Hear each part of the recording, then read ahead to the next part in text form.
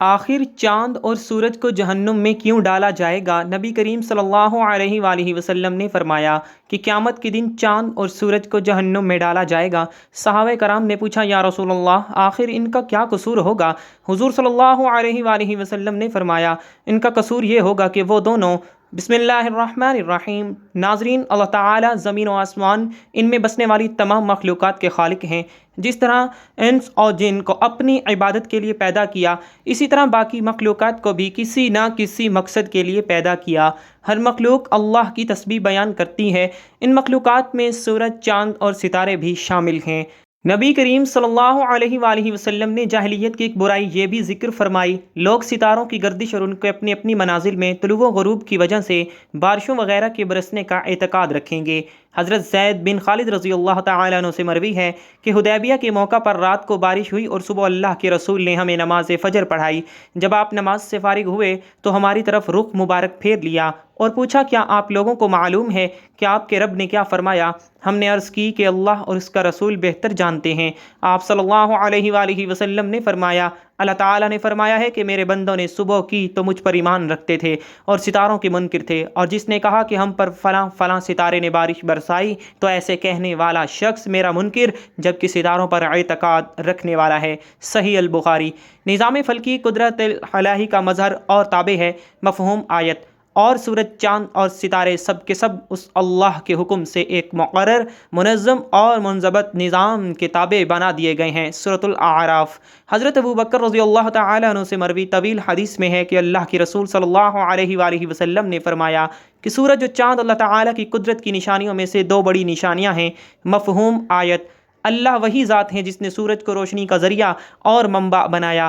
مفہوم آیت: اور سورج اپنے مقرر کردہ راستے پر چلتا ہے۔ جو راستہ غالب علم والے اللہ تعالیٰ کی طرف سے مقرر کردہ ہے۔ سورہ یاسین۔ حضرت ابوذر رضی اللہ تعالیٰ عنہ سے مروی ہے کہ میں سورج کے غروب کے وقت نبی کریم صلی اللہ علیہ وآلہ وسلم کے پاس مسجد میں بیٹھا ہوا تھا۔ آپ صلی اللہ علیہ وآلہ وسلم نے مجھے مخاطب کرتے ہوئے فرمایا، ابوذر، کیا آپ جانتے ہیں کہ سورج کہاں غروب ہوتا ہے؟ میں نے عرض کی، اللہ اور اس کا رسول ہی اس بات کو زیادہ بہتر جانتے ہیں۔ آپ صلی اللہ علیہ وآلہ وسلم نے فرمایا، جب غروب ہونے کے لیے اپنے مقام کی طرف چلا جاتا ہے تو زیر عرش اللہ کو سجدہ کرتا ہے۔ صحیح البخاری۔ سورج کے سجدہ کرنے سے مراد یہ ہے کہ اس کا ہر طلوع و غروب اللہ تعالیٰ کی اجازت سے ہوتا ہے اور یہ اس کی اجازت کا تابع ہے۔ اللہ تعالیٰ کی اجازت کا تابع فرمان ہونا ہی اس کا سجدہ قرار دیا گیا ہے۔ حضرت نعمان بن بشیر رضی اللہ تعالیٰ عنہ سے مروی ہے، رسول اللہ صلی اللہ علیہ وآلہ وسلم کے زمانہ مبارک میں سورج گرہن ہوا۔ آپ صلی اللہ علیہ وآلہ وسلم نے فرمایا، لوگوں نے نظریہ بنا لیا ہے سورج اور چاند کو گرہن اس لیے لگتا ہے کہ کسی عظیم شخصیت کی موت واقع ہوئی ہے، حالانکہ یہ حقیقت کے بالکل خلاف ہے۔ سورج اور چاند کو گرہن کسی کی موت و حیات کی وجہ سے نہیں لگتا، یہ اللہ تعالیٰ کی نشانیوں میں سے بڑی نشانیاں ہیں۔ محترم ناظرین، کیا آپ کو معلوم ہے کہ چاند اور سورج کو بھی جہنم میں ڈالا جائے گا؟ ایسا کیوں کیا جائے گا؟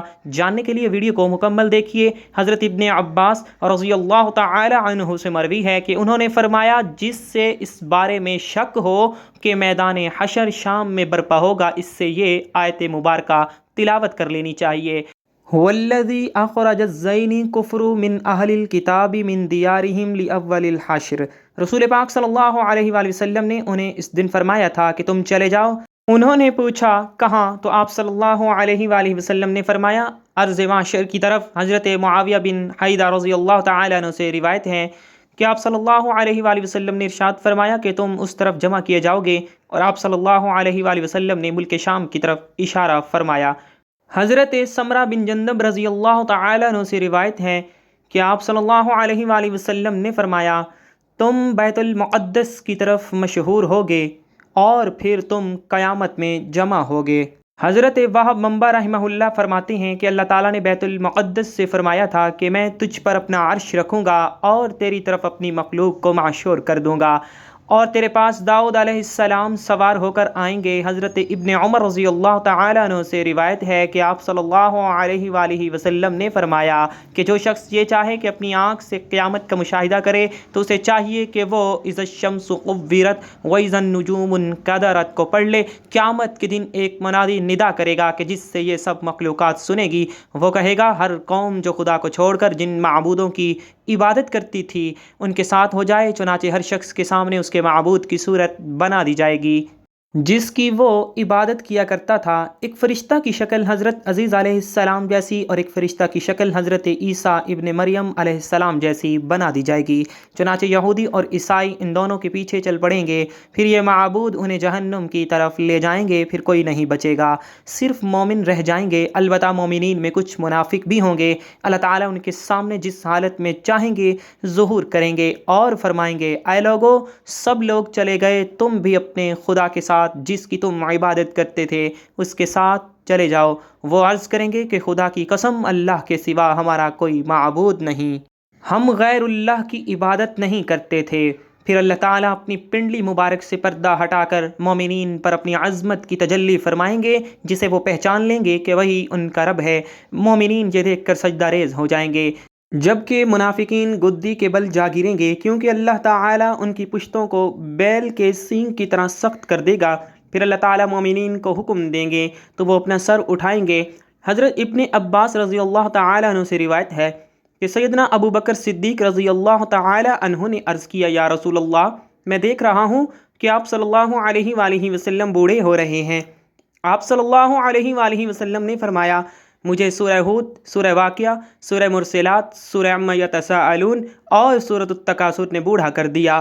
حضرت ابو مریم رضی اللہ تعالیٰ عنہ سے روایت ہے کہ آپ صلی اللہ علیہ وآلہ وسلم اذا الشمس قورت کا مطلب یہ بیان کیا کہ سورج کو بے نور کر کے دوزخ میں ڈال دیا جائے گا، اور وَإِذَا النُّجُومُ انْكَدَرَتْ کا مطلب یہ بیان کیا کہ ستاروں کو توڑ کر جہنم میں ڈال دیا جائے گا، اور ہر اس معبود کو جس کی خدا کے سوا پرستش کی گئی دوزخ میں ڈالا جائے گا سوائے حضرت عیسیٰ علیہ السلام اور ان کی والدہ کے۔ حضرت ابن عباس رضی اللہ تعالیٰ عنہ اذا الشمس قورت کی تفسیر میں فرماتے ہیں کہ اللہ تعالیٰ سورج، چاند، ستاروں کو قیامت کے دن سمندر میں پھینک کر ان کی روشنی کو مسخ کر دیں گے۔ پھر اللہ تعالیٰ مغرب کی طرف سے ہوائیں چلائیں گے جو سمندر کو بھڑکا کر آگ میں بدل دیں گی، اور بعض حضرات نے یہ فرمایا ہے کہ جب سورج کو سمندر میں پھینکا جائے گا تو اس سے سمندر کھول اٹھے گا اور پھر آگ میں تبدیل ہو جائے گا۔ حضرت ابو ہریرہ رضی اللہ تعالی عنہ فرماتے ہیں کہ قیامت کے دن سورج اور چاند بے نور کر دیے جائیں گے۔ حضرت ابی ابن کعب رضی اللہ تعالی عنہ فرماتے ہیں کہ قیامت سے پہلے 6 نشانیاں ظاہر ہوں گی۔ لوگ بازاروں میں چل پھر رہے ہوں گے کہ سورج کی روشنی بجھ جائے گی، ابھی وہ اسی حالت میں ہوں گے کہ پہاڑ زمین پر گر پڑیں گے اور زمین لرزنے لگے گی، جس سے جنات گھبرا کر انسانوں کی طرف اور انسان گھبرا کر جنات کی طرف بھاگیں گے، جانور، پرندے اور درندے آپس میں خلط ملط ہو جائیں گے۔ ارشاد خداوندی ہے، جب جنگل کے جانوروں میں رول پڑ جائے یعنی ایک دوسرے میں مل جائیں گے، اور جب بیاتی اونٹنیاں چھٹتی پھریں اور جب دریا جھونکے جائیں، اس وقت جنات انسانوں سے کہیں گے کہ ہم تمہیں کہتے ہیں کہ سمندر کی طرف چلو۔ جب وہ وہاں پہنچیں گے تو آگ ہی آگ نظر آئے گی جس سے شعلے اٹھ رہے ہوں گے۔ لوگ اسی حالت میں ہوں گے کہ اچانک زمین پھٹ کر 7ویں تہ سے جا لگے گی اور آسمان پھٹ کر 7ویں آسمان سے جا ملے گا، تب ان پر ایک ایسی ہوا چلے گی جو انہیں موت کی آغوش میں سلا دے گی۔